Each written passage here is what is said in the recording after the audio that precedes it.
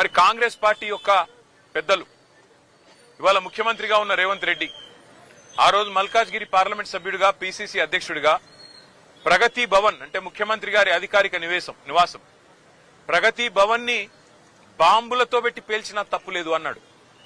మరి ముఖ్యమంత్రి గారు మీ చర్యలు తీసుకోకూడదా?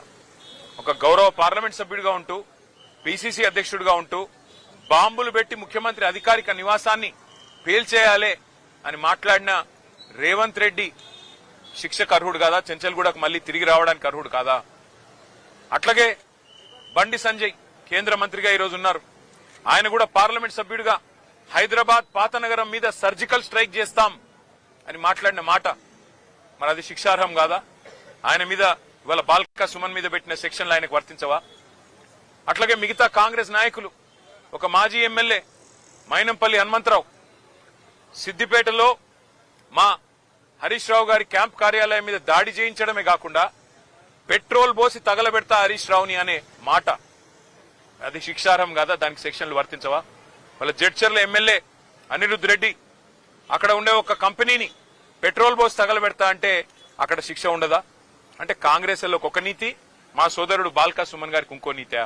ఎందుకు మీకు ఇంత కోపం బాల్కా సుమన్ మీద? ఉద్యమంలో ఆ రోజు 220 కేసులు పెట్టారు సుమన్ మీద.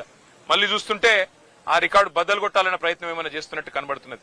కానీ ఏదేమైనప్పటికీ ఒకటి మాత్రం పక్కా, సింగరేణిలో జరుగుతున్న బొగ్గు దోపిడీ, సింగరేణిలో ఏదైతే మొన్న మా నాయకులు బయటపెట్టినారో 40 లక్షల మెట్రిక్ టన్నుల బొగ్గు తీయనిది తీసినట్టు చూపెట్టి ఇవాళ 1600 కోట్ల గోల్మాల్ కార్యక్రమం ఏదైతే చేస్తున్నారో, సింగరేణి కార్మికుల పొట్టగొట్టే విధంగా బోర్డు పెట్టకుండా ఏదైతే సతాయిస్తున్నారో, విజిలెన్స్ ఎంక్వైరీ పేట వేధిస్తున్నారో, మీ కుంభకోణాల నుంచి దృష్టి మళ్చడానికి ప్రయత్నం చేస్తున్నారో దీన్ని వదిలిపెట్టం. మా సోదరుడు ధైర్యంగా ఉన్నాడు. శ్రీనివాస్ యాదవ్ గారికి, సుధీర్ రెడ్డి గారికి, హర్షవర్ధన్ రెడ్డి గారికి మేము పోతే సోదరుడు చెప్తా ఉన్నాడు, నా గురించి బాధపడకండి, సింగరేణి కార్మికుల మీద దృష్టి పెట్టండి. మా వాళ్ళు ఆక్రోశంతో ఉన్నారు మంచిర్యాల జిల్లాలో, మా ఆదిలాబాద్ జిల్లాలో, రామగుండంలో, మీరు దాని మీద దృష్టి పెట్టండి అన్న, వాళ్ల కోసం కొట్లాడండి, నాకు జైలు కొత్త కాదు అని చెప్పి తమ్ముడు చెప్తా ఉన్నాడు. మాకు జైళ్లు కొత్త కాదు, పోరాటాలు కొత్త కాదు, మీరు పెట్టే కేసులు కూడా కొత్త కాదు. కానీ మేము మాత్రం వదిలిపెట్టం. రేవంత్ రెడ్డి గారు చేస్తున్న ఈ అన్యాయాల కుంభకోణాల నుంచి తప్పకుండా రేపు నేను ఉత్తరం రాస్తాను కేంద్ర బొగ్గు గనుల శాఖ మంత్రి కిషన్ రెడ్డి గారికి. సింగరేణిలో ఇవాళ 40 లక్షల మెట్రిక్ టన్నుల బొగ్గును లేనిది ఉన్నట్టుగా చూపెట్టి రికార్డులు ఇస్తుంటే 49% వాటా ఇవాళ కేంద్ర ప్రభుత్వానికి ఉంది. మీరు ఏం చేస్తున్నారు బీజేపీ నాయకులారని నేను అడుగుతా ఉన్నా.